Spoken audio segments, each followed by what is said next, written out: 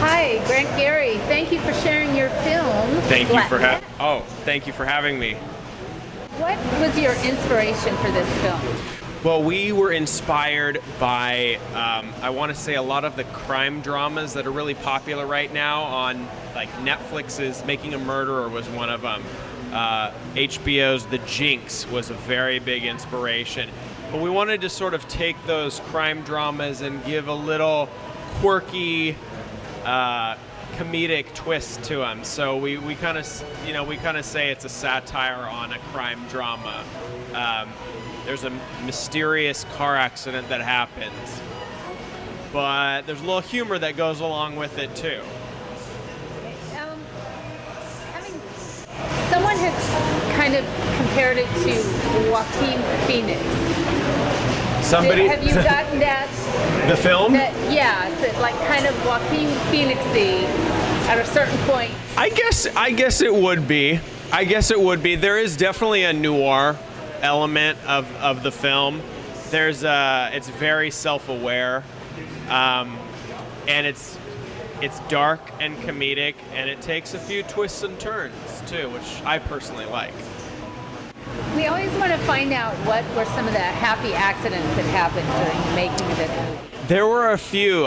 There's one in particular that Peter and I keep Peter's the director of the film, and we keep referring back to this one scene where it's a scene between myself and the lead actress, and we're lying down together, and she rests her head up against my chest, and you can hear my heart beating in that scene, and it was actually her microphone that was connected to her shirt was pressed up against my microphone, which was wired through my shirt, and actually picked up the real audio of my heartbeat in the scene. And so when you watch that scene, it's actually my heart beating, and it's not an added special effect. It's not an added sound effect, which we kind of thought was really cool and really perfect for that specific scene. If you watch the scene, you'll understand what I'm referring to.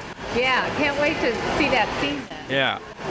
What are some of the biggest challenges that you faced? The biggest challenges that we faced were, Peter and I would sit down together for days, and we had all these ideas that we'd shoot back and forth for the story, but it always came down to, how is this going to make sense? We have a great idea, and we really want to use it.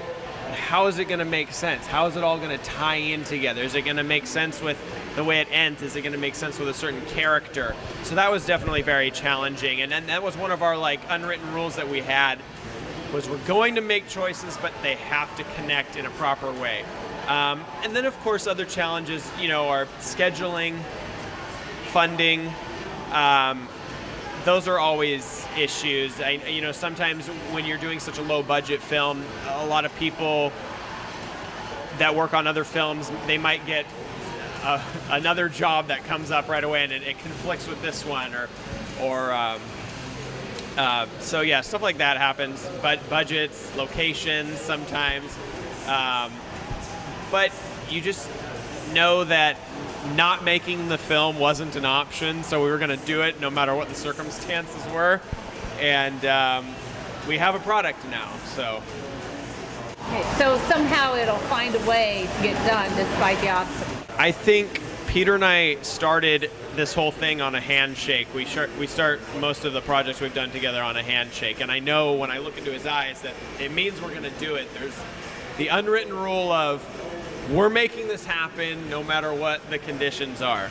And we faced some challenges.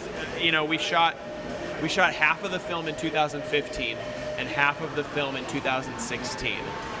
And that was a challenge at first, but it later became a blessing because we were able to look at the footage that we had already shot, and we were able to really tighten the other half of the film to really complement the stuff we had already shot. And a lot of times you won't have that if you do, shoot for a couple weeks straight. We shot for 10 days altogether, 5 and 5.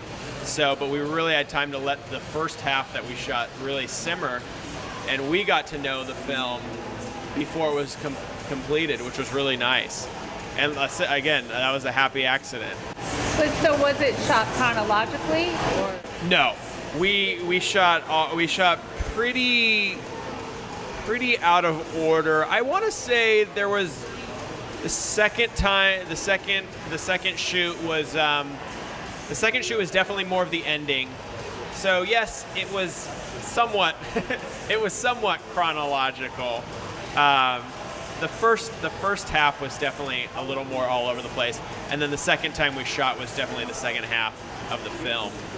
And it just depends on locations, which, you know, for us it was what was available this day versus this day, and which actors were available on which day, and so you just really got to make all that fit, and then you got to get all your scenes in there. So it's a challenge, but it's a blast doing it. And it's just so gratifying when you're done. You have this product that you can say you made and it's yours. And I'm sure every single one of the filmmakers here has to feel that way. They just have to. I mean, that's how you're gonna feel when it's your product at the end. So do you have any advice for filmmakers, new filmmakers, independent filmmakers? You know, it's the cliche. It's the cliche thing that people always say, where it's like, if there's something else that you think you want to do it. But if you have to make films, if you want to make a product, then stick with it. Because it may seem really hard at times, and it is. But going back to what I was saying, it's like when it's done, you just have this product that you can call your own, and no one can take that away from you. And that's a really, really special feeling. How can we follow you? Are you on Facebook, Twitter, Instagram? Yes, follow me on Instagram, Grant__Garry, Garry. You might find me posting a picture here, or you might find me on a random day singing some Broadway musicals on my Instagram page. I don't know. You never know. I try to keep it all over the place. I try to keep people guessing, so. Great. And how can we follow the progress of the movie? The progress of the movie, we both, Peter Pardini and myself, will post on, there's a Facebook page for it, Black Cat, on Facebook. And then we both post about the film on our respective Facebook pages. Peter has a page for himself, a director page that you can follow and like as well. And we try and keep it as up to date as possible for this film. Great, thank you so much for coming. Thank you for having me.